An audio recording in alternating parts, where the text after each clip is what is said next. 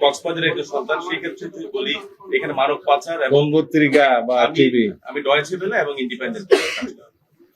এটা আপনার দুইটা তথ্যই মোটামুটি ভুল। একটা হচ্ছে আমরা এখনো 1 মাস হয় নাই, মানে কাছাকাছি বলছি। এক মাস হয় নাই। দ্বিতীয় হচ্ছে মবের এই সংবাদটা ঠিক নয়। সবকিছু আমরা মব বলবো কেন?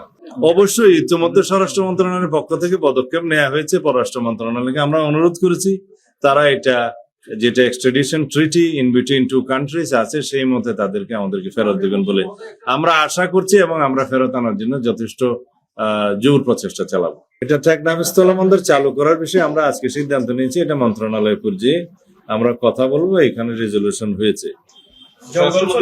এই যে আপনার সরকার দায়িত্ব পালন করছে প্রায় 1 মাস হতে চলেছে, তো এর মধ্যে আসলে মবটা বন্ধ হচ্ছে না কেন? আমরা দেখেছি গতকালকে একজন স্টুডেন্ট, ঢাকা বিশ্ববিদ্যালয়ের একজন স্টুডেন্টকে প্রায় 2.5 ঘন্টা করে নির্যাতন করা হয়েছে। এই বিষয়ে কি বলবেন? পাশাপাশি যেহেতু আপনি কক্সবাজারের একজন সন্তান, সেই ক্ষেত্রে যদি বলি এখানে মানব পাচার এবং পত্রিকা বা টিভি আমি ডয়েচে ভেলে এবং ইন্ডিপেন্ডেন্ট। এটা আপনার দুইটা তথ্যই মোটামুটি ভুল। একটা হচ্ছে আমরা এখনো 1 মাস হয় নাই, মানে কাছাকাছি বলছি। 1 মাস হয় নাই। দ্বিতীয় হচ্ছে মবের এই সংবাদটা ঠিক নয়। সবকিছু আমরা মব বলবো কেন? কিছু কিছু আছে বিচ্ছিন্ন ঘটনা। মব যেটা সড়কে দেখা যাবে আমরা সেটা কঠোরভাবে নিয়ন্ত্রণ করব।